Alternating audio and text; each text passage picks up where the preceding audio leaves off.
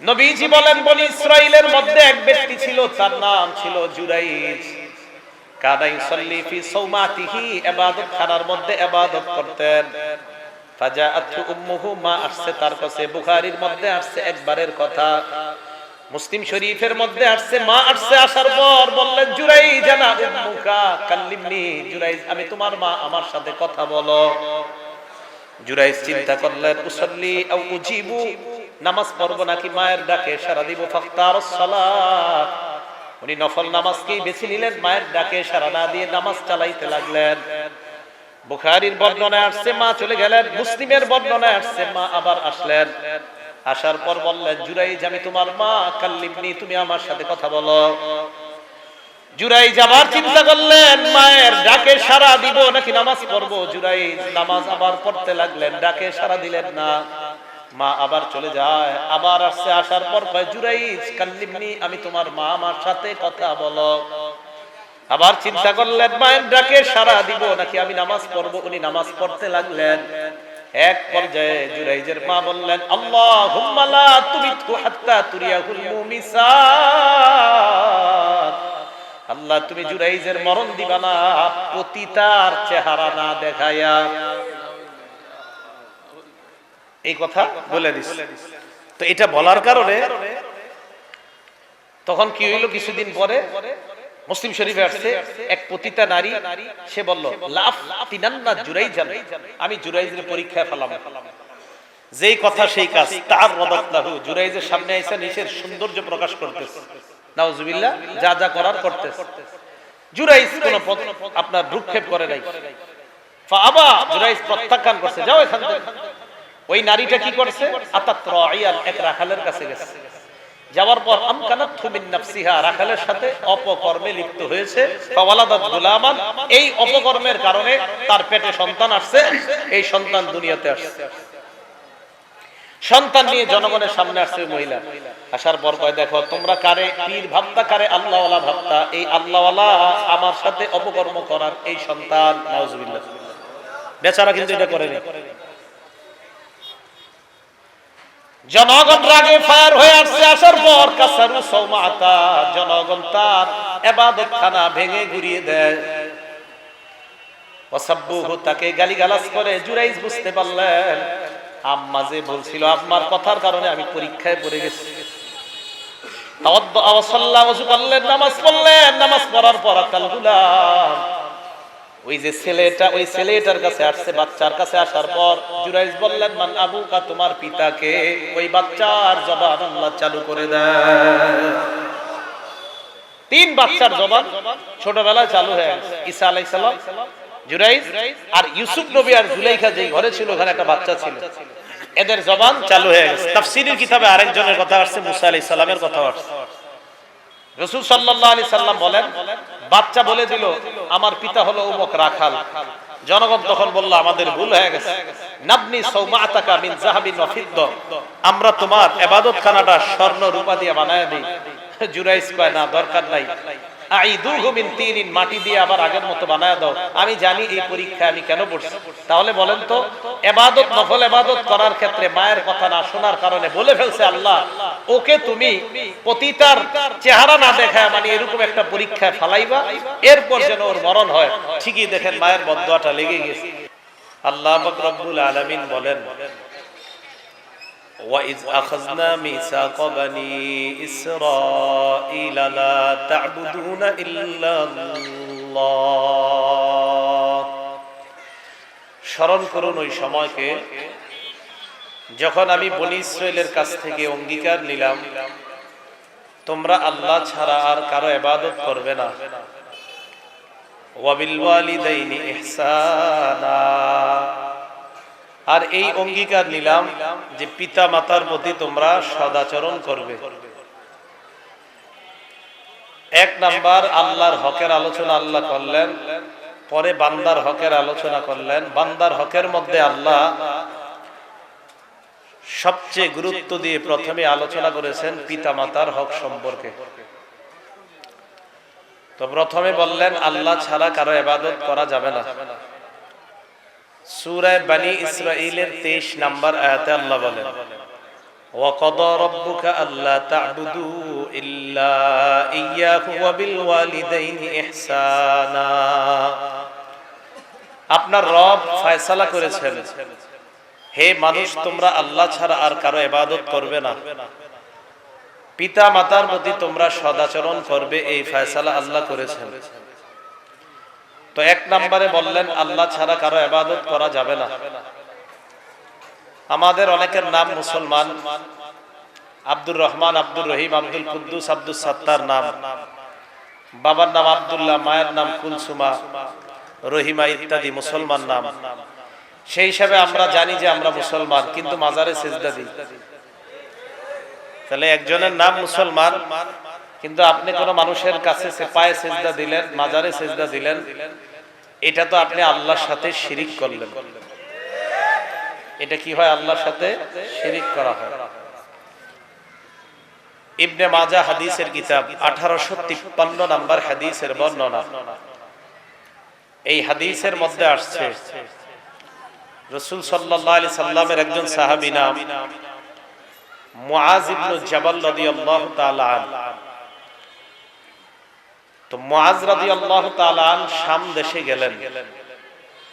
শাম দেশ থেকে যখন তিনি আসলেন, লাম্মা কদিমা মুআজুন মিনাশ শাম সাজাদা লিন-নবী সাল্লাল্লাহু আলাইহি ওয়াসাল্লাম।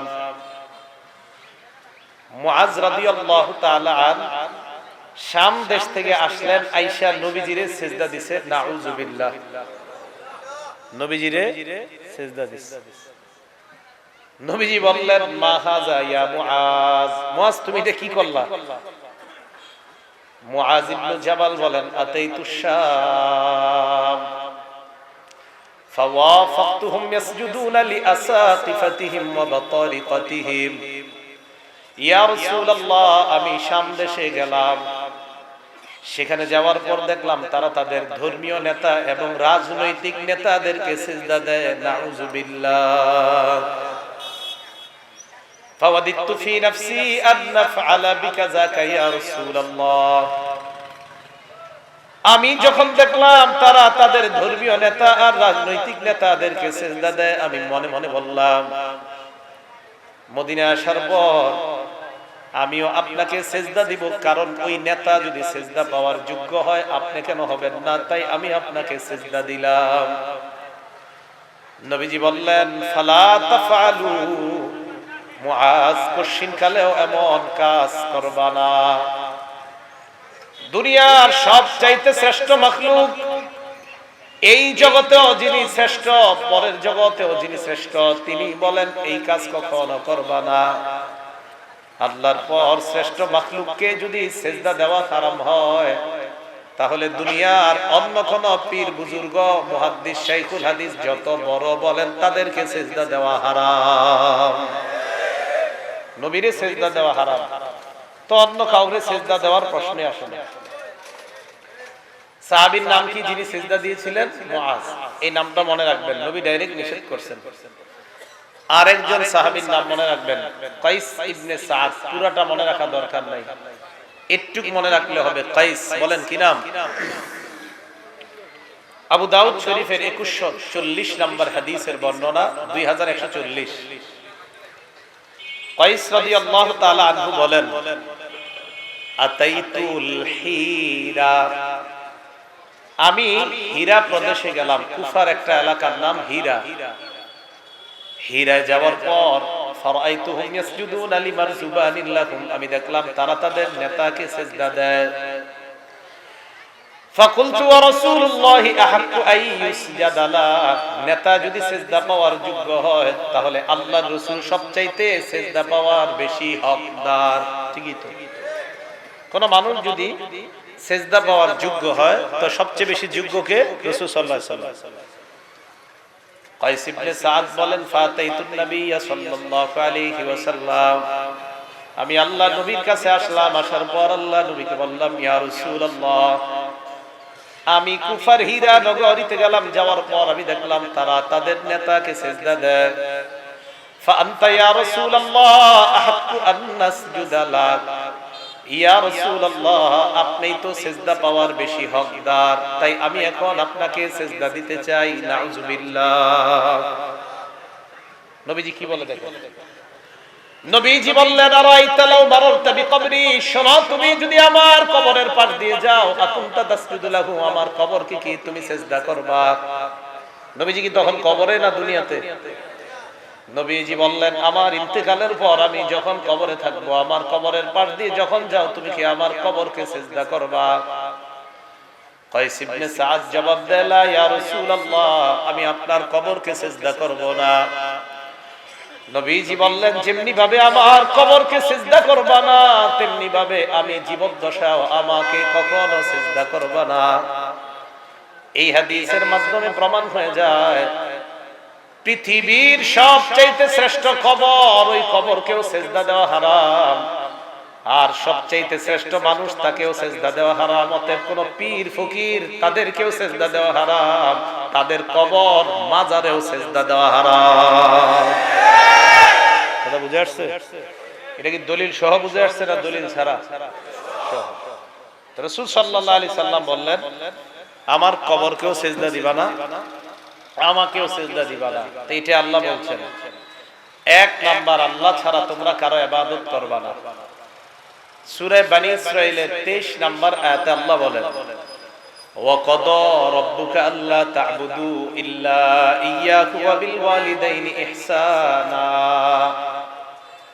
আপনার রব এই ফয়সালা করেছেন যে তোমরা আল্লাহ ছাড়া কারো ইবাদত করবা না। ওয়া বিল ওয়ালিদাইনি ইহসানা, পিতা মাতার আনুগত্য করবা। ইম্মা ইয়াবলুগান্না ইনদাকাল কিবারা আহাদুহুমা আও কিলাহুমা, তোমার পিতা মাতার দুইজনের একজন অথবা উভয়ে যদি তোমার কাছে বার্ধক্যে উপনীত হয়, ফালা তাকুল্লাহুমা উফফি ওয়ালা তানহারহুমা, তাদেরকে উফ শব্দটাও বলবা না, তাদেরকে ধমক দিবা না। ওয়া কুল্লাহুমা কাওলান কারীমা, এই আওয়াজ কমান, বারবার সমস্যা হচ্ছে কেন? তাদের সাথে নম্র ভাষায় কথা বলবা, নম্র আচরণ করবা, কোমল ভাবে কথা বলবা। ওয়াকফিদ লাহুমা জানাহাজ যুল্লি মিনার রাহমা, মা বাবার সামনে রহমতের ডানা বিছিয়ে দিবা। ওয়াকুর রাব্বিরহামহুমা কামা রাব্বায়ানি সগীরা, আর তুমি দোয়া করবা, আমার রব যেমনি ভাবে আমার পিতা মাতা আমাকে শৈশবে লালন পালন করেছেন, তেমনি ভাবে আপনি তাদের প্রতি দয়া করেন, যেমনি ভাবে তারা আমার প্রতি শৈশবে লালন পালন করেছে। পিতা মাতার প্রতি আল্লাহ আমাদের সকলকে সদ আচরণ করার তৌফিক দান করেন। মনোযোগ দিয়ে কথাগুলা শুনবেন। তো এক নাম্বার আল্লাহর হক, দ্বিতীয় নাম্বারে বললেন পিতা মাতার হক, মানে বান্দার হক। সহিহ বুখারীর বর্ণনা 5970 নাম্বার হাদিসের বর্ণনা। عن عبد الله بن مسعود رضي الله تعالى عنه قال سألت النبي صلى الله عليه وسلم أي العمل أحب إلى الله يا رسول الله। আব্দুল্লাহ ইবনে মাসউদ রাদিয়াল্লাহু তাআলা আনহুর বর্ণনা, নবীজিকে আমি প্রশ্ন করলাম, ইয়া রাসূলুল্লাহ, আল্লাহর কাছে কোন আমলটা সবচেয়ে বেশি পছন্দনীয়? নবীজি জবাব দিলেন, as-salatu ala waqtiha, সময় মতো নামাজ পড়া। সাহাবী প্রশ্ন করলেন, সুম্মা আইয়ুন, এর পর কোনটা? নবীজি বললেন, বিররুল ওয়ালিদাইন, পিতা মাতার সেবা করা, পিতা মাতার প্রতি সদ আচরণ করা। নবীজি বললেন, সুম্মা আইয়ুন, এর পর কোনটা? সাহাবী বললেন, এরপর কোনটা? নবী বললেন, আল জিহাদু ফি সাবিলিল্লাহ, আল্লাহর রাস্তায় জিহাদ করা। তিনটার মধ্যে দুই নাম্বারটা পিতা মাতার প্রতি সদাচরণ করা। আল্লাহ আমাদের সকলকে পিতা মাতার প্রতি সদাচরণ করার তৌফিক দান করেন। যুবক ভাই যারা আছেন, এখন আপনাদের দায়িত্ব কর্তব্য, আপনাদের বুড়া মা বাবা, তাদের প্রতি আপনাদের খেয়াল রাখা, এটা আপনাদের দায়িত্ব কর্তব্য। সহিহ বুখারীর বর্ণনা 5971 নাম্বার হাদিসের বর্ণনা। عن أبي هريرة رضي الله تعالى عنه قال جاء رجل إلى رسول الله صلى الله عليه وسلم আবু হুরায়রা রাদিয়াল্লাহু তাআলা আনহুর বর্ণনা এক ব্যক্তি আল্লাহর রাসূলের কাছে আসলেন। আসার পর বললেন, ইয়া রাসূলুল্লাহ মান আহাক্কুন নাসি বিহুসনি সাহাবাতি। ইয়া রাসূলুল্লাহ, দুনিয়ার মধ্যে আমার কাছে সবচাইতে ভালো ব্যবহার পাওয়ার যোগ্য কে? নবীজি বললেন, উম্মুকা, তোমার মা। তিনি আবার প্রশ্ন করলেন, সুম্মা আইয়ুনের পর কে? নবীজি বললেন, উম্মুকা, তোমার মা। তিনি আবার প্রশ্ন করলেন, সুম্মা আইয়ুনের পর কে? নবী আবার বললেন, উম্মুকা, তোমার মা। তিনি আবার প্রশ্ন করলেন, তারপর কে? নবীজি বললেন, সুম্মা আবুকা, তারপর তোমার বাবা। মায়ের কথা কয়বার?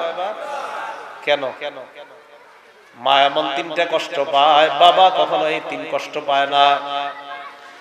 এক নাম্বার, হামালাতু উম্মুহু কুরহা, মা সন্তানকে পেটে কষ্ট করে ধারণ করে। দুই নাম্বার, ওয়াদাআতু কুরহা, মা সন্তান প্রসব করার সময় কষ্ট সহ্য করে। তিন নাম্বার, হামলুহু ওয়া ফিসালুহু 30 শাহরা, মা সন্তানকে দুধ পান করানোর কষ্ট পায়। এক নাম্বার পেটে ধারণ করার কষ্ট, দুই নাম্বার প্রসবের কষ্ট, তিন নাম্বার দুধ পান করানোর কষ্ট। এই তিন কষ্ট বাবা কখনো পায় না। তাই নবী বললেন মা, আবার বললেন মা, আবার বললেন মা। তিনবার মায়ের কথা বললেন, একবার বললেন বাবার কথা। এই হাদিসের মধ্যে প্রমাণ হয়ে যায় মা বাবা উভয়ের প্রতি সদাচরণ করা। আল্লাহ আমাদের সকলকে পিতা মাতার প্রতি সদাচরণ করার তৌফিক দান করেন।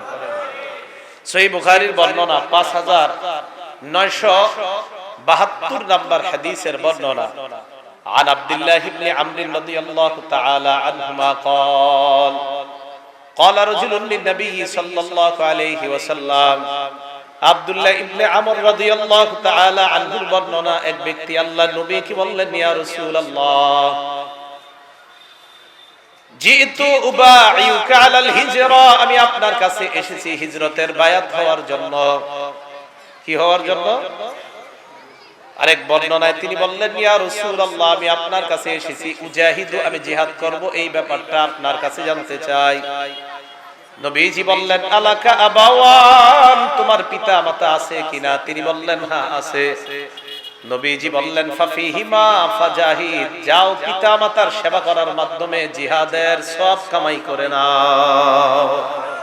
পিতা মাতার সেবা করো, জিহাদের সওয়াব কামাই করবা। সহিহ বুখারী 5973 নম্বর হাদিসের বর্ণনা। ক্বালা রাসূলুল্লাহ সাল্লাল্লাহু আলাইহি ওয়াসাল্লাম, নবীজি বলেন, দুনিয়ার কিছু মানুষ আছে এমন যারা মা বাবারে অভিশাপ দেয়।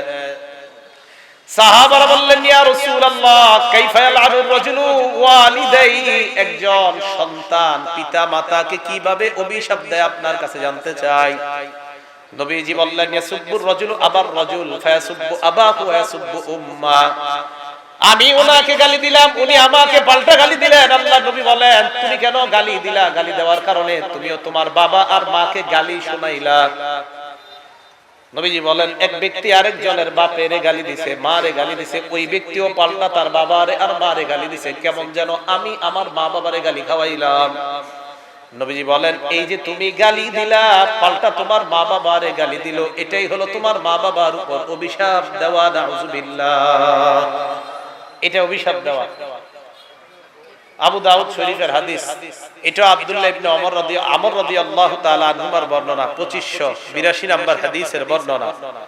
ক্বালা রাসূলুল্লাহ সাল্লাল্লাহু আলাইহি ওয়াসাল্লাম, এক ব্যক্তি আল্লাহর রাসূলের কাছে আসছে, আসার পর কয়, হুজুর আমি হিজরত করতে চাই, মদিনা আপনি যাবেন, আমি আপনার সাথে মদিনায় যেতে চাই, মদিনায় গিয়ে আপনার সান্নিধ্য অর্জন করতে চাই, আপনার চেহারা মুবারক দেখতে চাই।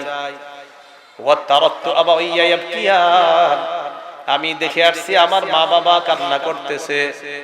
নবীজি বলেন, মা বাবাকে কান্না করে আমার কাছে আসছো বায়াত হওয়ার জন্য হিজরতের, যাও মা বাবার কাছে যাও। যাওয়ার পর আদহিকুহুমা কামা আবকাইতাহুমা, যেভাবে তুমি মা বাবাকে কান্না করিয়েছো তাড়াতাড়ি গিয়ে তাদেরকে হাসাও। তুমি আগে মা বাবারে গিয়ে হাসাও, তারপর তোমাকে আমি হিজরতের অনুমতি দিব কি দিব না এটা পরের কথা, আগে মা বাবাকে গিয়ে হাসাও। এখান থেকেও বোঝা যায় আল্লাহ রাসূল সাল্লাল্লাহু আলাইহি সাল্লাম একটা পিতা মাতার প্রতি সন্তান কতটা সম্মানিত আচরণ করতে হবে, কতটা সম্মানের সাথে আচরণ করতে হবে, সদ আচরণ করতে হবে, হাদিস দ্বারা বোঝা যায়। এক হাদিসে বললেন তুমি পিতা মাতার প্রতি সদ আচরণের মাধ্যমে জিহাদের সব কামাই করো। আরেক হাদিসে বললেন মা বাবারে যেইভাবে কান্না করাইছো তাদেরকে গিয়ে আবার হাসাও, তারপর আমি সিদ্ধান্ত নিব তোমাকে আমি হিজরতে নিব কি নিব না। আল্লাহ আমাদের সকলকে পিতা মাতার প্রতি সদাচরণ করার তৌফিক দান করেন। রাসূলুল্লাহ সাল্লাল্লাহু আলাইহি সাল্লামের এক সাহাবীর নাম মিকদাম, আনিল মিকদাম রাদিয়াল্লাহু তাআলা আনহু قال, মিকদাম রাদিয়াল্লাহু তাআলা আনহুর বর্ণনা, তিনি বলেন ক্বালা রাসূলুল্লাহ সাল্লাল্লাহু আলাইহি ওয়াসাল্লাম, নবীজি বলেন ইন্নাল্লাহা ইউসিকুম বিউম্মাহাতিকুম সালাস, আল্লাহ তোমাদের মায়েদের ব্যাপারে তিনবার ওসিয়ত করেছেন যেন মা বাবার সেবা করো, মায়ের সেবা করো। ওয়া ইন্নাল্লাহা ইউসিকুম বিআবাইকুম, আল্লাহ তোমাদেরকে ওসিয়ত করেছেন, আদেশ দিয়েছেন যেন বাবার সেবা করো। ওয়া ইন্নাল্লাহা ইউসিকুম বিল আকরাব ফাল আকরাব, আল্লাহ তোমাদেরকে আদেশ করেছেন যেন তোমরা নিকট আত্মীয়ের হক আদায় করো, মায়ের হক, বাবার হক, নিকট আত্মীয়ের হক।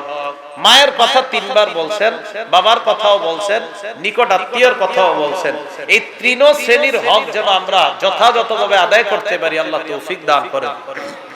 রাসূল সাল্লাল্লাহু আলাইহি ওয়াসাল্লাম একজন সাহাবী নাম মুআবিয়া ইবনে জাহিমা আস-সুলামি রাদিয়াল্লাহু তাআলা, তিনি রাসূলের কাছে আসছেন। আসার পর আল্লাহ রাসূল সাল্লাল্লাহু আলাইহি সাল্লামকে বললেন, ইয়া রাসূলুল্লাহ ইন্নী কুনতু আরাদতু জিহাদা মাআকা আবতাগি বিযালিকা ওয়াজহাল্লাহ ওয়াদ দারাল আখিরা। ইয়া রাসূলুল্লাহ, আমি আপনার সাথে থেকে জিহাদের ময়দানে লড়াই করতে চাই, আল্লাহকে চাই, আখিরাত চাই, আমি এটাই আমার টার্গেট। নবীজি বললেন হাইয়াতুন উম্মুকা, তোমার মা জিন্দা আছে কিনা? কয় জি আছে। নবী বললেন ইরজি ফাবাররাহা, যাও মায়ের সেবা করো।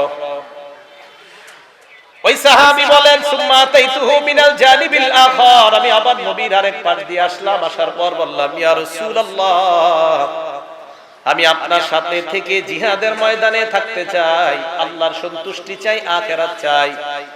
নবী বললেন আহাইয়াতুল উম্মুকা, তোমার মা জিন্দা আছে কিনা? জি আছে। নবীজি বললেন ইরজি ফাবাররাহা, যাও মায়ের সেবা করো। আবার আমি আল্লাহ নবীর সামনে গেলাম, যাওয়ার পর বললাম ইয়া রাসূলুল্লাহ, আমি আপনার সাথে জিহাদের ময়দানে থাকতে চাই, লড়াই করতে চাই, আল্লাহর সন্তুষ্টি চাই, আখিরাত চাই। নবীজি বললেন আহাইয়াতুল উম্মুকা, তোমার মা জিন্দা আছে কিনা? কয় আছে। নবীজি বললেন ইরজি ফাবাররাহা, যাও মায়ের সেবা করো। ওই ব্যক্তি আবার বলার পর আল্লাহ নবী বললেন ইলজাম রিজলাহা, মায়ের পা আঁকড়ে ধরো, মায়ের পা আবশ্যক করে দাও, ফাসাম্মাল জান্নাহ, সেখানেই তোমার জান্নাত। মায়ের পা ধরে রাখো, সেখানেই তোমার জান্নাত। রাসূল সাল্লাল্লাহু আলাইহি সাল্লাম মায়ের সেবা করতে বললেন, বাবার সেবা করতে বললেন। আল্লাহ আমাদের সকলকে পিতা মাতার সেবা করার তৌফিক দান করেন। রাসূলুল্লাহ সাল্লাল্লাহু আলাইহি সাল্লামের মহিলা সাহাবী, মানে ওনার বিবি আম্মা জান আয়েশা সিদ্দিকা রাদিয়াল্লাহু তাআলা আনহা কি বলেন, এই হাদিসটা একটু মনোযোগ দিয়ে শুনেন। আম্মা জান আয়েশা সিদ্দিকা বলেন ক্বালা রাসূলুল্লাহ সাল্লাল্লাহু আলাইহি ওয়াসাল্লাম, নবীজি বলেন আমি স্বপ্ন দেখলাম, রাআইতুনি ফিল জান্নাহ, আমি দেখলাম স্বপ্নে আমি জান্নাতে। সুবহানাল্লাহ, আমি স্বপ্ন দেখলাম, আমি দেখলাম যে স্বপ্নে আমি জান্নাতে আছি। জান্নাতের মধ্যে আমি ঘুরতে থাকলাম, ফাসামিআতু সাওতা কারিইন ইয়াকরাউ, হঠাৎ একজন পাঠকের আওয়াজ আমি শুনলাম, এক পাঠক জান্নাতের মধ্যে কোরআন তেলাওয়াত করতেছে। আমি প্রশ্ন করলাম মান হাযা, এই পাঠককে? ফেরেশতারা জবাব দেয় এই পাঠকের নাম হলো হারিসা ইবনুন নু'মান। বলেন কি নাম? হারিসা ইবনুন নু'মান। নবীজি বলেন হারিসা ইবনুন নু'মানের নাম আমি যখন শুনলাম, আয়েশা কাযালিকাল বিদ্রু, কাযালিকাল বিদ্রু, পুণ্যের ব্যাপারটা এমন। কি কয় দেখেন, কাযালিকাল বিদ্রু, মা বাবার সেবার ব্যাপারটা এমন, মা বাবার সেবার ব্যাপারটা এমনই। মানে কানা আবাররা বিউম্মিহি কানা আবাররান নাসি বিউম্মিহি। এই হারিসা ইবনে নুমান মায়ের বড় সেবা করত, মায়ের বড় খেদমত করত, মায়ের সেবা করত। এই কারণে জান্নাতের মধ্যে এই ব্যক্তির কোরআন তেলাওয়াত আল্লাহ আমার কানে এনে দেয়। হারিসা ইবনে নুমানের তেলাওয়াত নবীজি জান্নাতে গিয়ে শুনলেন। কেন? যে মায়ের সেবা করত বড়। একজন ব্যক্তি তাবি, তার নাম তাইসালা ইবনে মাইয়াস। মনে থাকবে নামটা, পুরাটা দরকার নাই, বলেন তাইসালা কি নাম? ইমাম বুখারীর একটা কিতাব আছে নাম আল আদাবুল মুফরাদ, এই কিতাবের 8 নাম্বার হাদিস।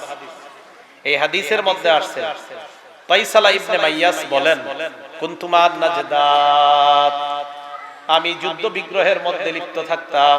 আসাবতু যুনুবান লা আরাহা ইল্লা মিনাল কাবাইর, বিভিন্ন জায়গায় আমি যুদ্ধ বিগ্রহে যাইতাম, এমন এমন গুনাহ আমি করে ফেললাম যে গুনাহগুলো আমার কাছে কবিরা গুনাহ মনে হয়েছে। কবিরা গুনাহ মনে হওয়ার পর যাকারতু যালিকা লি ইবনে উমর, আমি আব্দুল্লাহ ইবনে উমরকে ব্যাপারটা জানাইলাম। আব্দুল্লাহ ইবনে উমরকে জানানোর পর ইবনে উমর বললেন, কি কি গুনাহ তুমি করছো? আমি বললাম কাযা ওয়া কাযা, অমুক অমুক গুনাহ আমি করলাম। ইবনে ওমর গুনার কথা শুনে বললেন, লাইসাত হাদিহি মিনাল কাবাইর, এইগুলা কবিরা গুনাহ না। ইবনে ওমর বললেন, মনে রাখবা বড় বড় কবিরা গুনাহ হলো 9টা। জোরে বলেন কয়টা? বড় বড় কবিরা গুনাহ তো অনেকগুলা, এর মধ্যে উল্লেখযোগ্য 9টা। 1 নাম্বার আল ইশরাকু বিল্লাহ, আল্লাহর সাথে শিরিক করা। বলেন সবচেয়ে বড় কবিরা গুনাহ কি? শিরিক করা। 2 নাম্বার কতলু নাসামা, নর হত্যা করা, মানুষ হত্যা করা। 3 নাম্বার আল ফিরারু মিনাজ জাহফি, জিহাদের ময়দান থেকে পলায়ন করা। 4 নাম্বার আকলু রিবা, সুদ খাওয়া। 5 নাম্বার ওয়া আকলু মালিল ইয়াতীম, এতিমের সম্পদ অন্যায়ভাবে ভক্ষণ করা। 6 নাম্বার কসফুল মুহসানাত, সতী সাদী নারীর উপর মিথ্যা অপবাদ দেওয়া।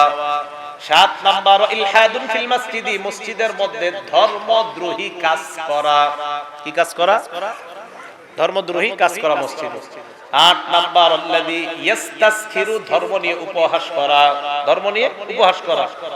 9 নাম্বার ওয়া বুকাউল ওয়ালিদাইন মিনাল উকুক, সন্তান কষ্ট দেওয়ার কারণে মা বাবার চোখের পানি আসা। সন্তানের কষ্ট দিছে, মা বাবার চোখের পানি আসা, এটা ভয়ঙ্কর 9টা অপরাধের মধ্যে এটাও শামিল, যে সন্তান কষ্ট দেওয়ার কারণে মা বাবার চোখে পানি আসে। মা বাবারে কান্না করায় না অযথা, মা বাবারে অযথা কান্না করায় না। প্রথম পেয়ারা, প্রথম আপেল, প্রথম কমলা, মানুষ এইগুলা কি করে? বড় হুজুরের প্রথমে নিয়ে যায় দেওয়ার জন্য। এই বড় কমলা, ডাব গাছের প্রথম ফল, হুজুরে দিয়েন সমস্যা নাই, প্রথমে আব্বা আম্মা বেঁচে থাকলে তাদেরকে খাওয়ান, এরপর ওনাদের কাছে আনেন। ফাসাম্মাল জান্নাহ, নবী সেখানে জান্নাত বলেছে, এখানে নিশ্চিত না, সেখানে নিশ্চিত, সেখানে আগে না। তো আপনার যেখানে জান্নাত নিশ্চিত সেখানে আগে না। আমরা তো মাশাআল্লাহ বিভিন্ন দরবারে কত কিছু নিয়ে যাই, মা বাবা না খায় ঘরে ঘুমায়। আজীব ব্যাপার, আল্লাহ বুঝার তৌফিক দান করেন। আমি কিন্তু বলছি না কোথাও নেওয়া নিষেধ, বৈধ কোথাও, মানে বুঝেন, বৈধ কোনো জায়গায় যদি নেন কোনো হাদিয়া সমস্যা নাই, কিন্তু আগে মা বাবা, ওনাদেরকে আগে খাওয়ান। মনে করেন শহরে ভাড়া থাকেন, আলোচনা কি চলবে? পিছনে দাঁড়ায় থাকলে কিভাবে চলবে আলোচনা? বুঝছি, আমি বুঝছি। আচ্ছা একটু শোনেন, একটু একটু একটু একটু একটু দাঁড়ান, কেউ লইরেন না, জায়গা থেকে লইরেন না, একটা আয়াত শোনেন আগে। হ্যাঁ, আল্লাহ পাক রব্বুল আলামিন সূরা মুজাদালার মধ্যে বলেন, ইয়া আইয়ুহাল্লাযীনা আমানু, সূরা মুজাদালা 11 নম্বর আয়াত, হে ঈমানদারগণ, ইযা কিলা লাকুম, নইরেন না কেউ, যখন তোমাদেরকে বলা হয়, তাফাসসাহু ফিল মাজালিস, তোমরা অপরকে মজলিসে জায়গা করে দাও, ফাফসাহু, তখন জায়গা করে দিও, ইয়াফসাহিল্লাহু লাকুম, আল্লাহ তোমাদেরকে জান্নাতে জায়গা করে দিবেন। জান্নাতে জায়গা চান কারা কারা? হাত তোলেন, তাহলে সামনে আসেন, এগারো জায়গা করে দেন যদি জান্নাতে জায়গা চান। মাশাআল্লাহ, মাশাআল্লাহ, তো আল্লাহ এই মুহূর্তে কবুল করে নেন। মাশাআল্লাহ, জি জি, মাশাআল্লাহ। লা ইলাহা ইল্লাল্লাহ, লা ইলাহা ইল্লাল্লাহ, লা ইলাহা ইল্লাল্লাহ, লা ইলাহা ইল্লাল্লাহ লা ইলাহা ইল্লাল্লাহ লা ইলাহা ইল্লাল্লাহ লা ইলাহা ইল্লাল্লাহ লা ইলাহা ইল্লাল্লাহ লা ইলাহা ইল্লাল্লাহ মুহাম্মাদুর রাসূলুল্লাহ সাল্লাল্লাহু আলাইহি ওয়াসাল্লাম। মাশাআল্লাহ, আপনারা যারা জায়গা করে দিয়েছেন, আল্লাহ যেন সবাইকে জান্নাতে জায়গা করে দেন। আল্লাহ এই দোয়াটা আমাদের সবার জন্য এই মুহূর্তে আপনি কবুল করে নেন। আল্লাহ চাইলে তো কবুল করেই নেবেন। কে জানে যদি এই দোয়াতে আমরা জান্নাতি হয়ে যাই, ঠিক না? আল্লাহ কবুল করেন। তো বলছিলাম, পিতা মাতাকে কষ্ট দিয়েন না, তাদেরকে কান্না করায়েন না। তো এই 9টা কথা বলার পর আব্দুল্লাহ ইবনে ওমর রাদিয়াল্লাহু তাআলা আনহুমা বললেন তাইসালা ইবনে মাইয়াসকে, আতাফরাকুন নার ওয়া তুহিব্বু আন তাদখুলাল জান্নাহ, তুমি কি জাহান্নাম থেকে দূরে থাকতে চাও, জান্নাতে যেতে চাও? কারা কারা জাহান্নাম থেকে দূরে এবং জান্নাতে কারা কারা যেতে চায়? আব্দুল্লাহ ইবনে ওমর বললেন, তাহলে শোনো, আহাইয়াতুন ওয়ালিদুক, তোমার পিতা মাতা দুইজনের কেউ জিন্দা আছে কিনা? তাইসালা ইবনে মাইয়াস জবাব দেয়, আমার মা আমার কাছে আছেন, বাবা নাই। ইবনে ওমর বললেন, লাউ আলাম তালাহাল কালাম, মায়ের সাথে কথা যদি নম্র সুরে বলো, কোমল সুরে বলো, ওয়া আতআমতাহাত তাআম, মাকে যদি খাবার খাওয়াও, লাতাদখুলুনাল জান্নাহ, অবশ্যই অবশ্যই তুমি আল্লাহর জান্নাতে প্রবেশ করবা। এই হাদিস থেকে ওলামায়ে কেরাম এখানে আছে, আমার একটা বিষয় বুঝে আসে। কি বলছে দেখেন, তুমি যদি নম্র সুরে কথা বলো আর মারে খানা খাওয়াও, এখান থেকে আমি বুঝি আপনারা 4 ভাই আলাদা হয়ে যাওয়ার পর সবাই চেষ্টা করবেন মারে আমার সাথে আমি খাওয়াবো, বাবা মা আপনার সাথে যেন থাকে, এটা সবাই চেষ্টা করবেন। অনেকে চিন্তা করে আব্বা আম্মা যদি আমার সাথে না আসে আমি বাঁচলাম। আপনি বাঁচেন নাই, আপনি ঠকছেন। মাথা রেখে না। আর আপনাদের যাদের মোটামুটি ইনকাম, হালকা ইনকাম, আপনি আগে যেই চাল যেই ডাল আপনার লাগতো মা বাবার আনেন, ওই চাল ওই ডালই আগের মতোই লাগবে, কিন্তু দেখবেন আগের চেয়ে আরো বরকত বেশি হয়ে যাচ্ছে। পিতা মাতা সবসময় সাথে রাখতে যাবেন। 5 ভাই 6 ভাই আছেন, হঠাৎ শরীর প্রয়োজন হয়তো আপনারা আলাদা হবেন, আপনি এই কথা মাথা রাখবেন যে ভাই আমারে জেনে দাও, তোমরা কোন জায়গায় দিবা জানি না, মা বাবারে আমি চাই। এটা সবাই মানসিকতা রাখবেন। রাখবো তো ইনশাআল্লাহ। অনেক বরকত দিবে। কি পরিমাণ বরকত আল্লাহ দিবে আপনি কল্পনা করতে পারবেন না। আর আমাদের সমাজে বর্তমানে মা বাবা অনেকের কাছে সবচেয়ে বড় বোঝা হয়ে দাঁড়ায়। সাবধান, এমনটা যেন না হয়। আল্লাহ বুঝার তৌফিক দান করেন। আপনারা জুরাইজ নামে এক ব্যক্তির আলোচনা শুনছেন, অনেক জুরাইজ, ওনার ব্যাপারে মুসলিম শরীফে হাদিস আসছে, বুখারী শরীফে আসছে, সহিহ বুখারী 2482 নাম্বার হাদিসে আসছে।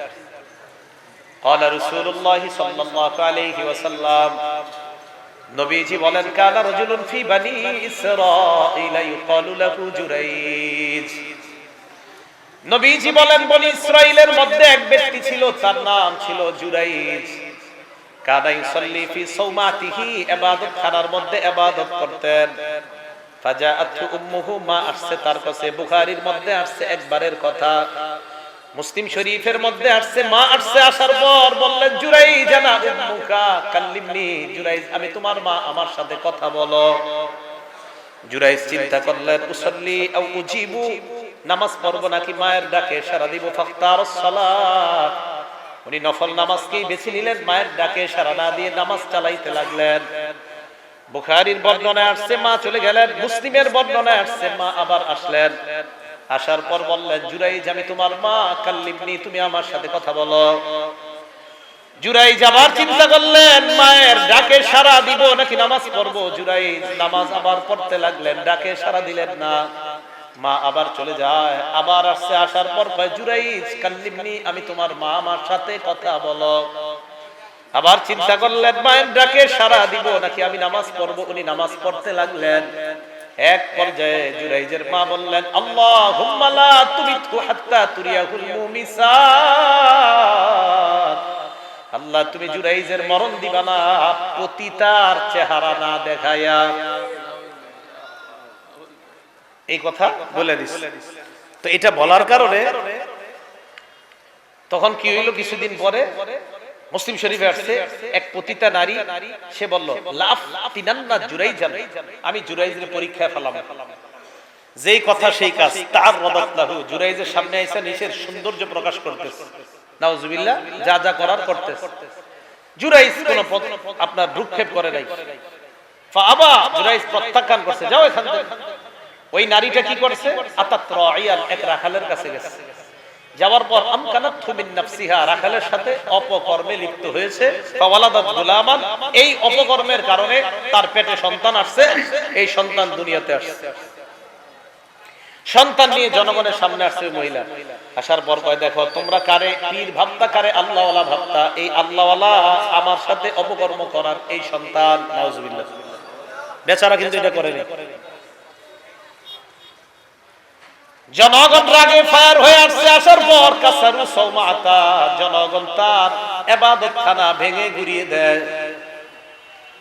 ওয়াসাব্বুহু, তাকে গালিগালাজ করে। জুরাইজ বুঝতে পারলেন আম্মা যে বলছিল আম্মার কথার কারণে আমি পরীক্ষায় পড়ে গেছি।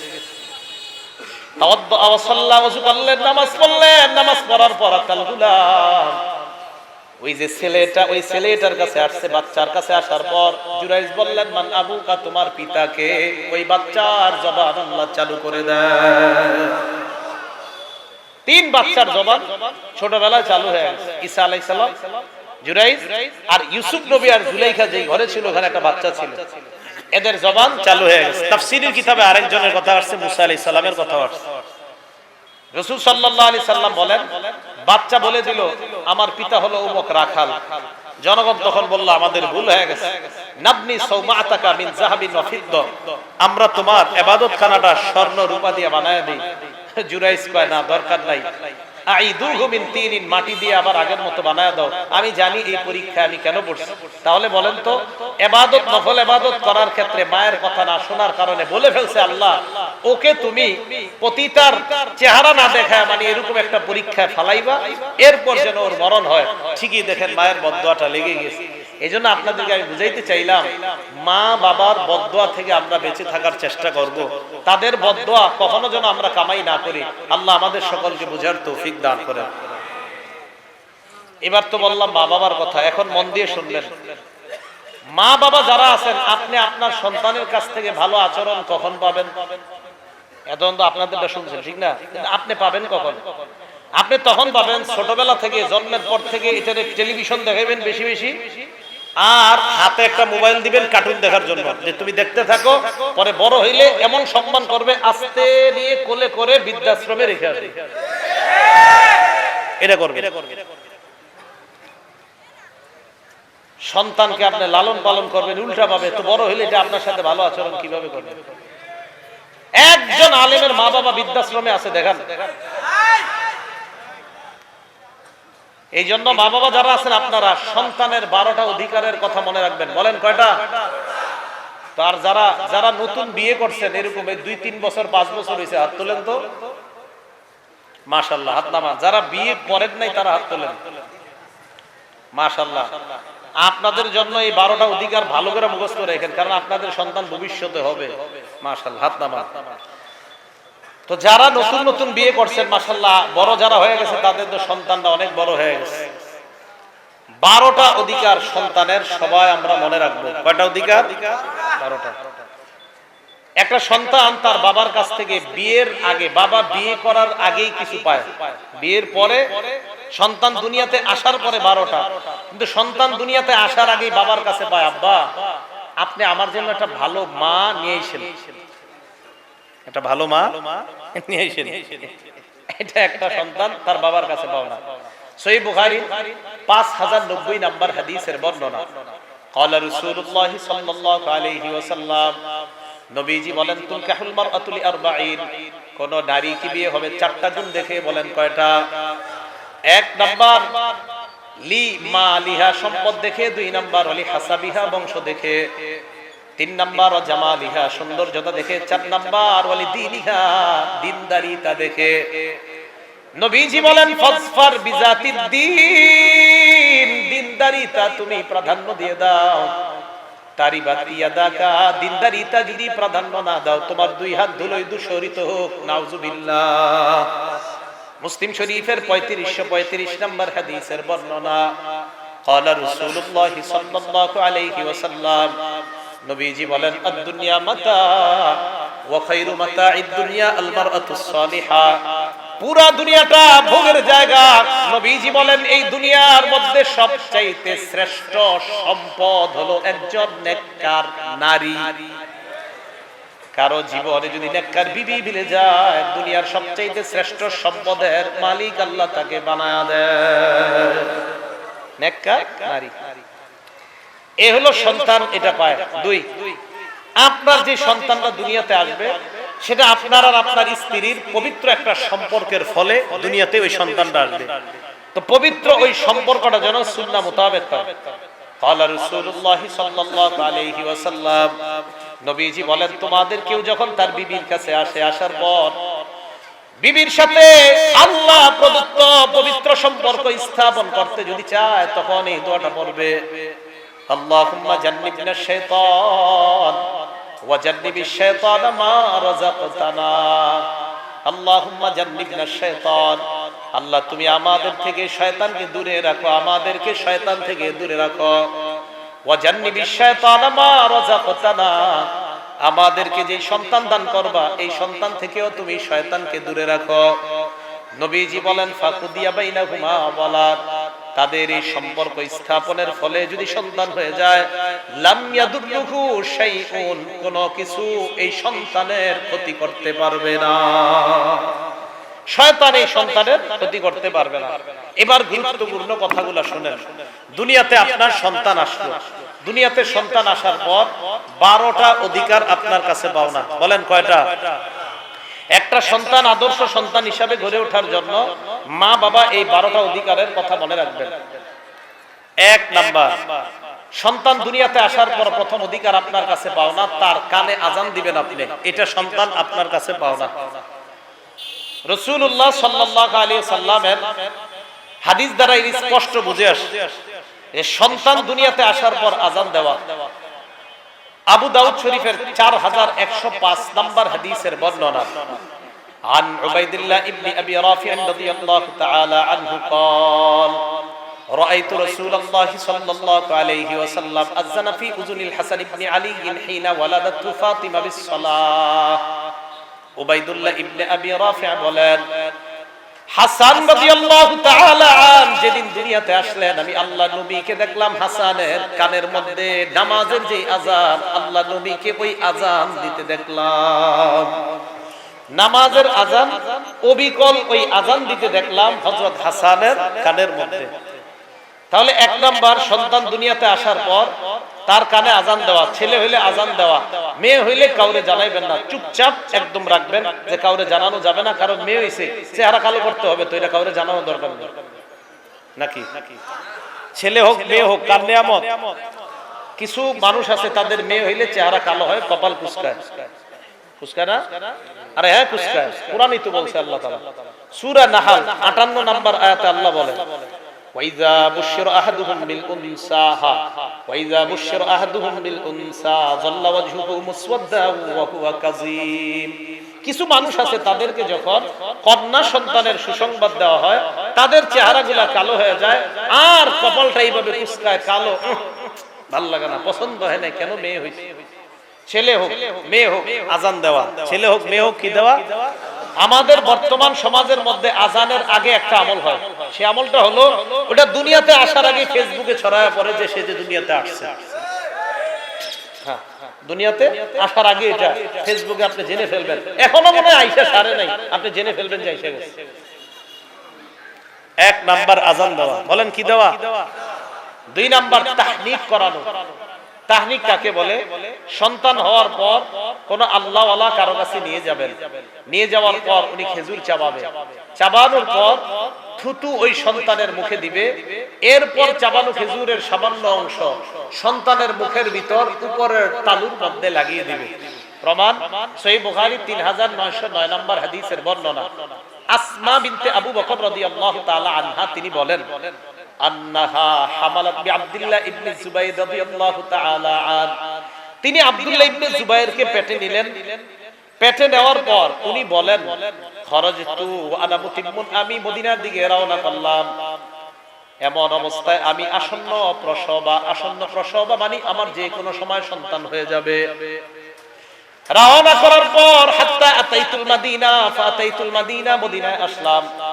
ফানাজালতু বিকুবা, কুবায় আমি অবতরণ করলাম। ফাওয়ালাতুহু, আমি আমার সন্তানকে ওই কুবা নামক স্থানে জন্ম দিলাম। ফাতাইতু বিহিন নবী সাল্লাল্লাহু আলাইহি ওয়াসাল্লাম, আমার সন্তানটাকে আল্লাহর নবীর কাছে নিয়ে গেলাম। ফাওয়াদাতুহু ফি হাজরিহি, আল্লাহর নবীর কোলে দিলাম। ফাদাআ বিতামরা, আল্লাহর নবী খেজুর আনলেন, আনার পর ফামাদাগাহা, খেজুরটা আল্লাহর নবী চাবাইলেন।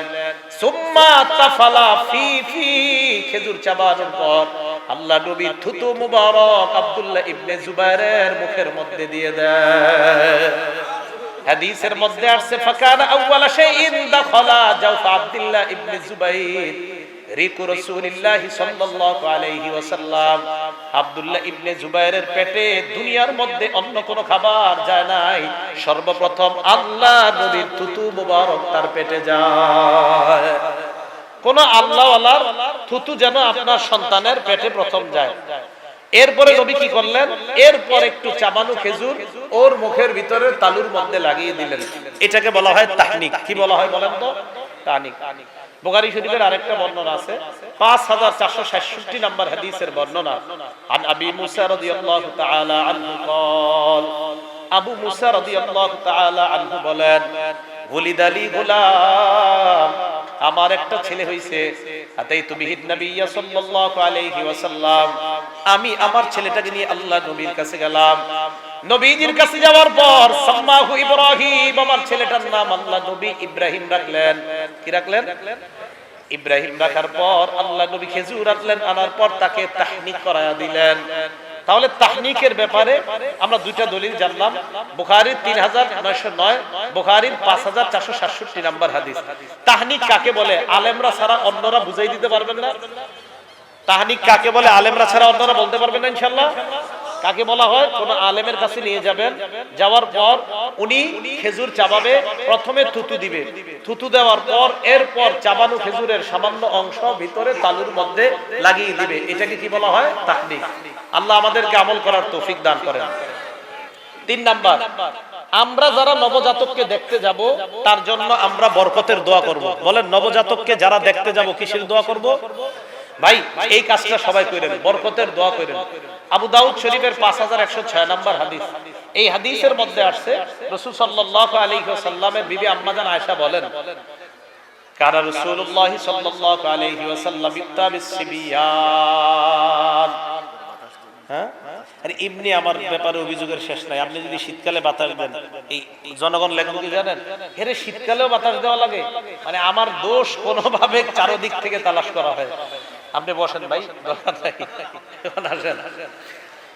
তো আয়েশা সিদ্দিকা রাদিয়াল্লাহু তাআলা আনহার বর্ণনা, তিনি বলেন, কানা রাসূলুল্লাহ সাল্লাল্লাহু আলাইহি ওয়াসাল্লাম ইত্তাবিস সিবিয়ান, আল্লাহ নবীর কাছে যখন বাচ্চাদেরকে আনা হইতো, ইয়াদউ লাহুম বিল বারাকা, আল্লাহ নবী ওই বাচ্চার জন্য বরকতের দোয়া করতেন। আমার সাথে সবাই বলেন, নতুন বাচ্চা দেখলে আমরা কি করব? সবাই বলেন, কি করব? আমাদের মাধ্যমে এই সুন্নতগুলো এলাকায় আমরা প্রতিষ্ঠিত করব ইনশাআল্লাহ, যে নতুন বাচ্চা দেখলে বরকতের দোয়া করা।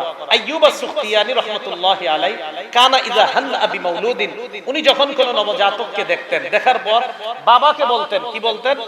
জাআলাহুল্লাহু মুবারাকান আলাইকা ওয়া আলা উম্মতি মুহাম্মাদিন সাল্লাল্লাহু আলাইহি ওয়াসাল্লাম।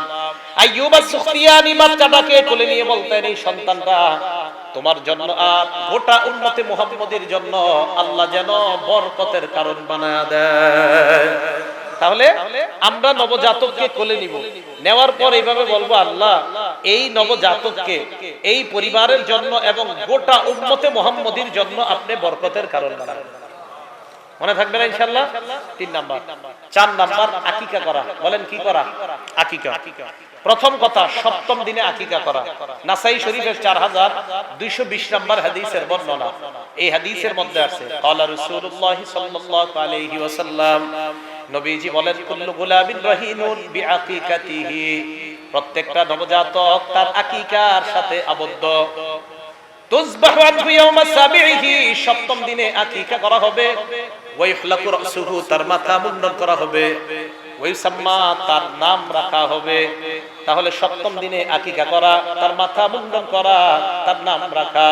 এক্ষেত্রে একটা কথা মনে রাখবেন, তিরমিজি শরীফের 1519 নাম্বার হাদিস, সপ্তম দিনে বাচ্চার চুলটা যখন আপনি মুন্ডন করবেন, করার পর স্বর্ণকারের দোকানে নিয়ে যাবেন, নেওয়ার পর বলবেন মাপ দিতে। এক পাল্লার মধ্যে বাচ্চার চুলগুলা রাখবেন, আরেক পাল্লার মধ্যে রূপা রাখবেন। তো দেখবেন কি পরিমাণ রূপা আপনার ওই চুলের সমপরিমাণ রূপা হয় কিনা। রাসূল সাল্লাল্লাহু আলাইহি সাল্লাম ফাতেমা রাদিয়াল্লাহু তাআলা আনহাকে বললেন, ইয়া ফাতিমা ইহলিকি রাসা, ফাতেমা হাসানের মাথার চুলগুলা মুন্ডন করবা। ওয়া তাসাদদাকি বিজিনাতি শারিহি ফিদ্দাতান, হাসানের মাথার চুল পরিমাণ রূপা সদকা করে দিবা।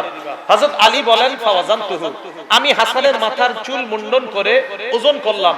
ওজন করার পর দেখলাম ফাকানা ওয়াজনুহু, আমি দেখলাম এটার ওজন হইছে দিরহামান আও বা'দা দিরহামিন, 1 দিরহাম অথবা অর্ধ দিরহাম, 1 দিরহাম বা অর্ধ দিরহাম। এই কাজগুলো কইরেন, এতে কি হবে? সন্তানের জীবন থেকে অনেক বিপদ আপদ আল্লাহ দূর করে দিবেন। তিরমিজি শরীফের 1515 নম্বর হাদিসে আসছে, রাসূল সাল্লাল্লাহু আলাইহি সাল্লাম বলেন, মাল গুলামি আকিকা, প্রত্যেকটা বাচ্চার সাথে আকিকা আছে। আহরিকু আনহু দামা, তার পক্ষ থেকে রক্ত প্রবাহিত করো। ও আমিতু আনহুল আযা, আর তার কষ্টদায়ক জিনিসগুলো তার থেকে দূর করে দাও। আল্লাহ আমাদেরকে আমল করার তৌফিক দান করেন।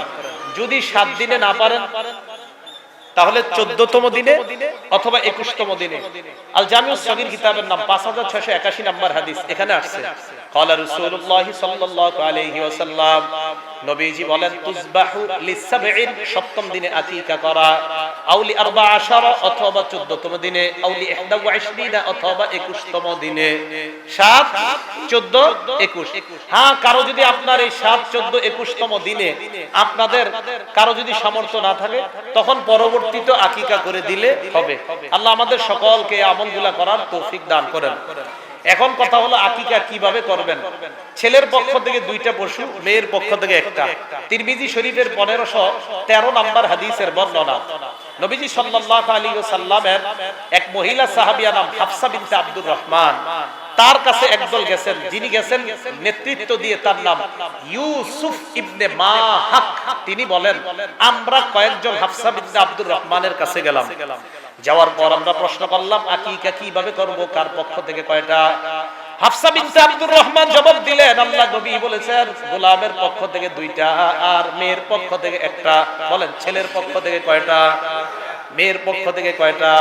একটা। এবার শুনেন, ছেলে আর মেয়ের পক্ষ থেকে তো 2টা, ছেলের পক্ষ থেকে 2টা, মেয়ের পক্ষ থেকে একটা। কারো যদি সামর্থ্য কম থাকে, উনি ছেলের পক্ষ থেকে একটা দিলেও আদায় হয়ে যাবে। কারো সামর্থ্য কম থাকলে ছেলের পক্ষ থেকে একটা দিলেও আদায় হয়ে যাবে। তিরমিজি শরীফের 1514 নাম্বার হাদিস, আক্কা রাসূলুল্লাহ সাল্লাল্লাহু আলাইহি সাল্লাম আনিল হাসানি বিশাত, নবীজি হযরত হাসানের আকিকা দিছে 1 পশু দিয়ে। নবীজি হযরত হাসানের আকিকা দিছে কয় পশু দিয়ে? 1 পশু দিয়ে। তাহলে সামর্থ্য কম থাকলে 1 পশু দিয়ে যদি আকিকা দেন, আকিকা আদায় হয়ে যাবে। এখন শুনেন, আকিকার যে পশুটা, এই পশুটা কি ছেলে হবে না মেয়ে হবে? ছেলের জন্য আকিকা দিবেন, এটা কি ছাগল হবে না খাসি হবে? মেয়ের জন্য যে আকিকাটা দিবেন, এটা কি ছাগল দিবেন না খাসি দিবেন? সাধারণ জনগণ বলেন তো, ছেলের জন্য যেটা দিবেন ছাগল হবে না খাসি? হ্যাঁ, আর মেয়ের জন্য? হ্যাঁ হ্যাঁ, খাসি। মানে মেয়ের জন্য কি আর ছেলের জন্য কি? আচ্ছা যাক, তাহলে এটা হলো ব্যাপার নাকি। তিরমিজি শরীফের 1516 নাম্বার হাদিস, হাদিস কি বলে দেখেন। উম্মে কুরস রাদিয়াল্লাহু তাআলা আনহা বলেন, সালতুন নবী সাল্লাল্লাহু আলাইহি ওয়াসাল্লাম আনিল আকিকা, আমি আল্লাহর নবীকে আকিকার ব্যাপারে জানতে চাইলাম। নবীজি বললেন ছেলের পক্ষ থেকে 2টা, মেয়ের পক্ষ থেকে একটা। লা ইয়াদুরুকুম যুকরানান কুননা আও ইনাসা, যাদের পক্ষ থেকে আকিকা করবা, এটা খাসি হোক আর ছাগল হোক কোনো সমস্যা নাই, ছেলে হোক বা মেয়ে হোক কোনো সমস্যা নাই। বুঝছেন? এটা যে পশুটা আকিকা করবেন এই পশু পুরুষ হোক আর নারী হোক কোনো সমস্যা নাই, ওইটা আকিকা করা যাবে। এখন আসেন আকিকার গোশত কারা খাবেন? যার আকিকা দিবেন সে সহ সবাই খেতে পারবে। বলেন কি বললাম? যার আকিকা দিবেন সে সহ সবাই আপনারা খাবেন। বাচ্চা তো আর খাবে না, 7 দিনের বাচ্চা কি আর খাইতে পারবে? এটা গুরুত্ব বুঝাইলাম, ও সহ সবাই খেতে পারবে। আমাদের জনগণরা মুফতি সাহেবদেরকে জ্বালায় ফেলে ফোন দিয়া, হুজুর আকিকার গোশত কি খাওয়া যাবে? সবাই আপনারা না খাইলে আমার জন্য পাঠাই দিন। কি করার, আপনারা খাইতে পবিত্র খাদ্য ভাই, এটা পবিত্র খাদ্য, এটা কেন খাবেন না? তাহলে বলেন আকিকা, বলেন সবাই আকিকার গোশত সবাই খেতে পারবে। বলেন বাবা মা দাদা দাদি নানা নানি সবাই খেতে পারবে, গরিবদেরকেও দিতে পারবেন, কোনো সমস্যা নাই। এ হলো 4 নাম্বার। 5 নাম্বার সন্তান আপনার কাছে পাওনা, সুন্দর একটা নাম। এই কথাগুলো একটু মনে রাখেন। 5 নাম্বার সুন্দর নাম রাখা। বাইহাকি শরীফের 11 নাম্বার খন্ড 133 নাম্বার পৃষ্ঠা। আর আব্দুল্লাহ ইবনে আব্বাস রাদিয়াল্লাহু তাআলা আনহুমা قال قلنا يا رسول الله قد علمنا حق الوالد فما حق الولد। আমরা আল্লাহর নবীকে বললাম, ইয়া রাসূলুল্লাহ, বাবা মায়ের হক আমরা জানি, কিন্তু সন্তানের হক আমরা আপনার কাছে জানতে চাই। নবীজি বললেন, সন্তানের হক হলো আইয়ুহসিরা ইসমা, সন্তানের সুন্দর একটা নাম রাখা, ওয়ায়ুহসিনা আদাবা, সন্তানকে সুন্দর আদব শিক্ষা দেওয়া। সুন্দর নাম রাখা, সুন্দর আদব শিক্ষা দেওয়া, এটা হলো অধিকার। এরপরে রাসূল সাল্লাল্লাহু আলাইহি ওয়াসাল্লাম আরো যে অধিকারগুলো বলেন, তাহলে 5 নাম্বার সুন্দর নাম রাখা, 6 নাম্বার তরবিয়ত শিক্ষা দেওয়া। সন্তান আপনার কাছে এটা পাও না, ও আমার আব্বা ও আমার আম্মা, আপনারা আমাকে শৈশব থেকে তরবিয়ত শিক্ষা দিবেন, এটা সন্তান আপনার কাছে পাও না। শ্রেষ্ঠ তরবিয়ত হলো নামাজ। বলেন সবাই, সন্তানের শ্রেষ্ঠ তরবিয়ত কি? আবু দাউদ শরীফ 495 নাম্বার হাদিসের বর্ণনা। ক্বালা রাসূলুল্লাহ সাল্লাল্লাহু আলাইহি ওয়াসাল্লাম, নবীজি বলেন, মুরু আওলাদাকুম বিসসালাহ ওয়া হুম আবনাউ 7 সিনিন। সন্তানের বয়স যখন 7 হয় তখন সন্তানকে নামাজের আদেশ করো। ওয়াদরিবুহুম আলাইহা ওয়া হুম আবনাউ 10 সিনিন। বয়স যখন 10 হয় তখন সন্তানকে প্রয়োজনে হালকা আঘাত করে নামাজে নিয়ে যাও। ওয়াফাররিকু বাইনাহুম ফিল মাদাজি, বিছানাগুলো আলাদা করে দাও। শেষেরটা বলেন কি আলাদা করো? এই কাজটা করবেন। সামর্থ্য থাকলে 2 খাট আলাদা করবেন, সামর্থ্য না থাকলে 1 খাটের মধ্যে মাঝখানে কম্বল দিবেন, কাঁথা আলাদা, লেপ আলাদা, কম্বল আলাদা, মাঝখানে কোলবালিশ দিবেন। দলিল আবু দাউদ শরীফের 4018 নম্বর হাদিস। নবীজি বলেন, লা তুবজির রাজুলু ইলা রাজুল, লা ইউবজির রাজুলু ইলা রাজুলি ফি সাওবিন ওয়াহিদ। এক পুরুষ আরেক পুরুষের সাথে এক কাঁথা লেপের নিচে ঘুমাবে না। ওয়ালাল মারআতু তুবজি ইলাল মারআতি ফি সাওবিন ওয়াহিদ। এক মেয়ে আরেক মেয়ের সাথে এক কম্বল, এক কাঁথা, এক লেপের নিচে ঘুমাবে না। 2 মেয়েকে এক লেপের নিচে দিবেন না, 2 ছেলেকেও এক লেপের নিচে দিবেন না। সামর্থ্য থাকলে বিছানা আলাদা, না থাকলে এক খাটের মধ্যে মাঝে থাকবে কম্বল, লেপ, তোশক যা আছে, মানে লেপ কাঁথা, এগুলো আলাদা দিবেন। ভাই এই কথাটা মনে থাকবে? হ্যাঁ, এটা গুরুত্ব দিবেন। এতে সন্তান ছোটবেলা থেকেই ইনশাআল্লাহ একজন সভ্য সন্তান হিসাবে গড়ে উঠবে। তাহলে শ্রেষ্ঠ তরবিয়ত নামাজ। আল্লাহ আমাদের সকলকে এই তরবিয়তটা ছোটবেলা থেকে দেওয়ার তৌফিক দান করেন। 7 নাম্বার সন্তানের অধিকার, সুশিক্ষায় শিক্ষিত করা। বলেন তো সবাই, শিক্ষিত করা। সুশিক্ষার মধ্যে একটা শিক্ষা তাওহীদ শিক্ষা দেওয়া। সন্তানকে কি শিক্ষা দেওয়া? তাওহীদ। তিরমিজি শরীফের 2516 নম্বর হাদিসের বর্ণনা। আব্দুল্লাহ ইবনে আব্বাস রাদিয়াল্লাহু তাআলা আনহুমাকে নবীজি বলেন, ইয়া গুলাম উআল্লিমুকা কালিমাত, হে বালক, আমি তোমাকে কিছু কথা শিখিয়ে দিচ্ছি। ইহফাজিল্লাহ ইয়াহফাজকা, তুমি আল্লাহর বিধানগুলো হেফাজত করো, আল্লাহও তোমাকে হেফাজত করবে। ইহফাজিল্লাহ তাজিদহু তুজাআক, তুমি আল্লাহর বিধানগুলো হেফাজত করবা, আল্লাহকে বিপদে আপদে সামনে পাইবা। এরপর নবী বলেন, লাউ আন্নাল উম্মাতা ইজতামাউ আলা আইয়ানফাউকা বিশাইইন, সারা দুনিয়ার সবাই যদি তোমার উপকার করতে চায়, লাম ইয়ানফাউকা বিশাইইন ইল্লা ক্বাদ কাতাবাহুল্লাহু লাক, তো ততটুকুই উপকার করতে পারবে যতটুকু আল্লাহ তোমার ভাগ্যে লিপিবদ্ধ করে রাখছেন। ওয়ালাউ আন্নাহুম ইজতামাউ আলা আইয়াদুররুকা বিশাইইন লাম ইয়াদুররুকা ইল্লা বিশাইইন ক্বাদ কাতাবাহুল্লাহু আলাইকা, সারা দুনিয়ার সবাই যদি তোমার ক্ষতি করতে চায় ততটুকুই ক্ষতি করতে পারবে যতটুকু আল্লাহ চায়। এই তাওহীদ শিক্ষা দেওয়া। বলেন, আমার জীবনে যা কিছু ঘটবে আর না ঘটবে আমি সব কার উপর ন্যস্ত করব? আল্লাহর উপর। তাহলে সুশিক্ষায় শিক্ষিতের মধ্যে 1 নাম্বার তাওহীদের শিক্ষা, এরপরে কোরআন শিক্ষা। সবাই বলেন কি শিক্ষা দেওয়া? কোরআন। বুখারী শরীফের 5017 নম্বর হাদিস, রাসূল সাল্লাল্লাহু আলাইহি সাল্লাম বলেন, খায়রুকুম মান তাআল্লামাল কুরআনা ওয়া আল্লামা, তোমাদের মধ্যে সর্বোত্তম ওই ব্যক্তি যে কোরআন শিখে অন্যকে শিখায়। 8 নাম্বার, আপনার 4জন 5জন সন্তান আছে, আপনি যদি জীবদ্দশায় সম্পদ বন্টন করে দিতে চান, সবাইকে সমানভাবে দিতে হবে। আপনার সন্তানাদিদেরকে যদি সম্পদ দিতে চান, সবাইকে সমানভাবে দিবেন। মেয়ে ছেলে সবাইরে সমান দুনিয়াতে থাকতে। আপনি মরার পরে মিরাস হবে, মরার আগে তো মিরাস হবে না। বুঝেন নাই? আরে মিরাসের মাসালা তো আপনি মরার পরে, আপনি জীবিত থাকতে তো মিরাসের মাসালা না।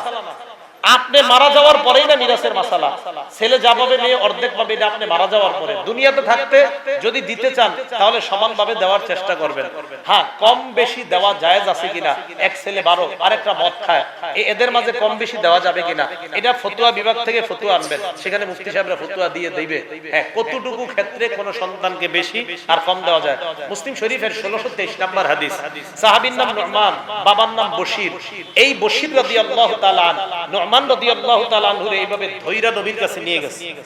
নিয়ে যাওয়ার পর বললেন, ইয়া রাসূলুল্লাহ ইশহাদ আন্নী নাহালতু নুমান কাযা ওয়া কাযা, হুজুর আপনি সাক্ষী থাকেন, আমি আমার এই ছেলে নোমান রে ওই সম্পদের মালিক বানায় দিয়েছি। নবীজি বললেন, তাই নাকি? কয় হ্যাঁ। তো আমারে কেন আসছো? আপনার সাক্ষী রাখলাম। নবীজি বললেন, আনহালতা মিসতামা নাহালতা নুমান, নোমান রে যা দিছো অন্য সন্তান করে কি তা দিছো?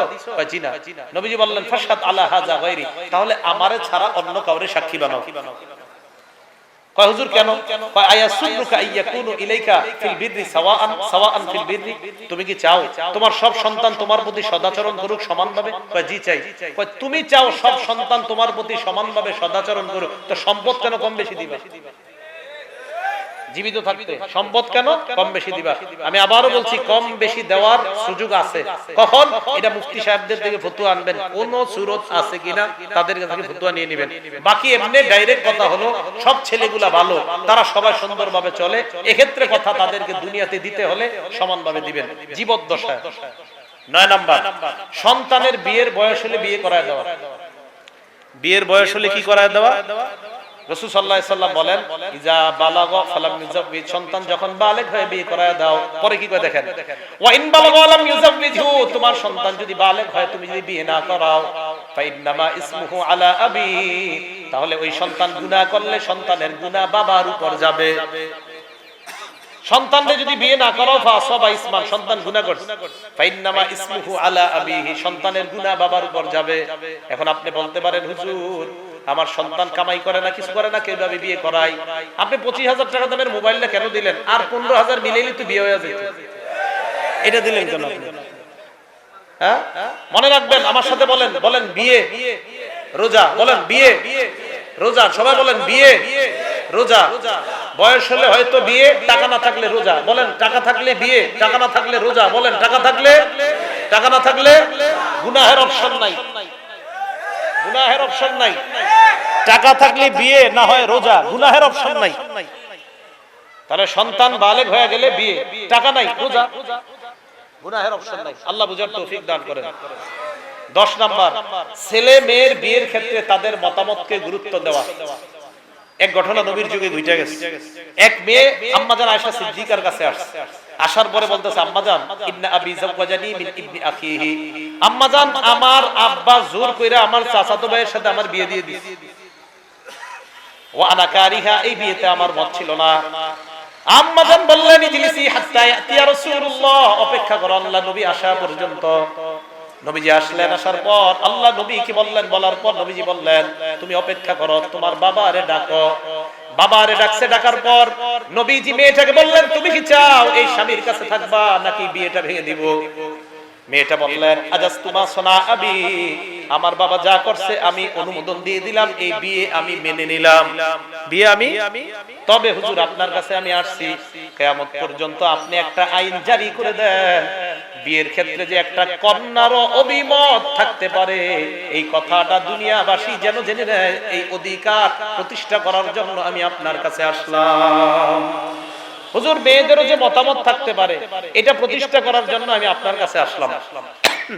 11 নাম্বার, সন্তানের ভরণ পোষণের দায়িত্ব আপনার। আবু দাউদ শরীফের 1692 নাম্বার হাদিস, নবীজি বলেন কাফা বিল মারই ইসমান আইয়ুদাইয়া মা ইয়াকুত, কোন বাবা খারাপ হওয়ার জন্য এতটুকুই যথেষ্ট, সে সন্তানাদি আর পরিবারের টাকা পয়সা জুয়া আর আড্ডার মধ্যে নষ্ট করে, তাদের টাকা পয়সা হক তাদের সে অন্য জায়গায় নষ্ট করে, সন্তানের হক নষ্ট করে বাবা সুদে টাকা নষ্ট করে। এই বাবা গুনাহ আর অপরাধী হওয়ার জন্য এতটুকুই যথেষ্ট। 12 নাম্বার, রাসূলুল্লাহ সাল্লাল্লাহু আলাইহি সাল্লাম বলেন সন্তানের বিরুদ্ধে বদদোয়া করবা না। সন্তান আপনার কাছে এটা পাও না, আব্বা আপনি আমার জন্য বদদোয়া করেন না, দোয়া করেন। আবু দাউদ শরীফ 1532 নাম্বার হাদিস, রাসূল সাল্লাল্লাহু আলাইহি সাল্লাম বলেন লা তাদউ আলা আনফুসিকুম, নিজের বিরুদ্ধে বদদোয়া করো না, ওয়ালা তাদউ আলা আওলাদিকুম, সন্তানের বিরুদ্ধে বদদোয়া করো না, ওয়ালা তাদউ আলা খাদামিকুম, কর্মচারীদের বিরুদ্ধে বদদোয়া করো না, ওয়ালা তাদউ আলা আমওয়ালিকুম, সম্পদের বিরুদ্ধে বদদোয়া করবা না। তাহলে 12 নাম্বার, সন্তান এই অধিকারটা পায় যে আমার বাবা আমার বিরুদ্ধে বদদোয়া করবে না। আল্লাহ পাক রব্বুল আলামিন আমাদের সকলকে এই কথাগুলা খুব সংক্ষেপে একটু, 1 নাম্বার আযান দেওয়া, 2 নাম্বার তাহনিক করানো, 3 নাম্বার আমরা যারা দেখব তাকে বরকতের দোয়া করা, 4 নাম্বার আকিকা করা, 5 নাম্বার সুন্দর নাম রাখা, 6 নাম্বার তরবিয়ত শিক্ষা দেওয়া, 7 নাম্বার সুশিক্ষায় শিক্ষিত করা, 8 নাম্বার সমানভাবে সম্পদগুলো বন্টন করা, 9 নাম্বার সন্তানের বিয়ের বয়স হলে বিয়ে করায় দেওয়া, 10 নাম্বার বিয়ের ক্ষেত্রে সন্তানের মতামত গুরুত্ব দেওয়া, 11 নাম্বার সন্তানের ভরণ পোষণের দায়িত্ব নেওয়া, 12 নাম্বার সন্তানের বিরুদ্ধে বদদোয়া না করা। তাহলে একজন সন্তান আদর্শ সন্তান হিসেবে বড় হয়ে পিতা মাতার সেবা করবে, তাদের হকগুলো আদায় করবে। আল্লাহ পাক রব্বুল আলামিন আমাদের সকলকে পিতা মাতার হক এবং সন্তান উভয়ের হকগুলো আদায় করার তৌফিক দান করেন। আমিন। ওয়া আখিরু দাওয়ানা আলহামদুলিল্লাহি রাব্বিল আলামিন।